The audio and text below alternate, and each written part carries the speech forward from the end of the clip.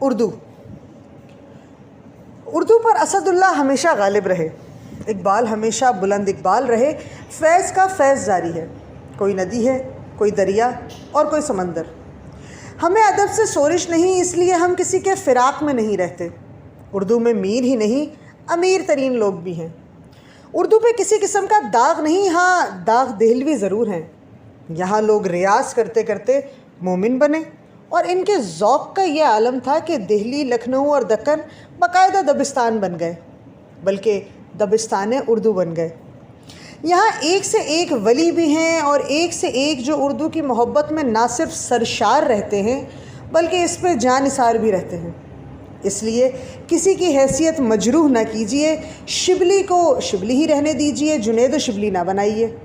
اکبر اگر الہ آباد میں بے نظیر ہیں تو اکبر الہ آباد میں اپنے نظیر بھی کچھ کم نہیں۔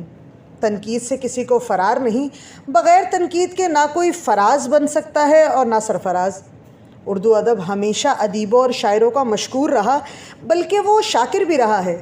اس نے شاکر ہی نہیں، پروین شاکر جیسی خوشبو بھی دی ہے۔ اس نے مسدس حالی بھی دیا، اور اس نے نہ جانے کتنے سید بھی دیے جو نہ صرف سلیمان ہیں بلکہ ان کے پاس تخت سلیمانی بھی ہے، جس پر ایک دو سید ہی نہیں بلکہ سر سید بھی بیٹھے۔ یہاں نہ صرف رشید ہیں بلکہ مشتاق جیسے یوسفی بھی ہیں، پطرس جیسے طنز و مزاح کے بخاری بھی ہیں۔ یہاں مختلف رنگ ہی نہیں بلکہ نارنگ بھی ہیں، بلکہ شمس الرحمن جیسے فاروقی بھی ہیں۔ یہاں عبد الماجد جیسے صاحب طرز ادیبوں کا ایک دریا آباد ہے۔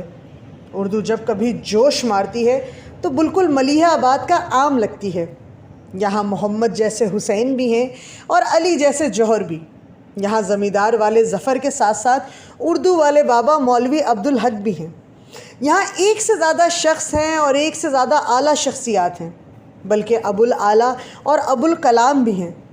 خدا اردو کی اس فضا کو مزید وسیع کرے تاکہ اردو زبان کا آفتاب ہمیشہ نیر و تابہ رہے، اسے شفیق قسم کے کرنل ملتے رہیں، اسے تھانے سے لے کر پارلیمنٹ تک شان و شوکت نصیب ہوتی رہے۔ اللہ اسے ہر قسم کے شر و شرارت سے محفوظ رکھے اور اسے مزید شرر اور سرور سے نوازے، اسے ہمیشہ ظفر مندی نصیب کرے، آمین۔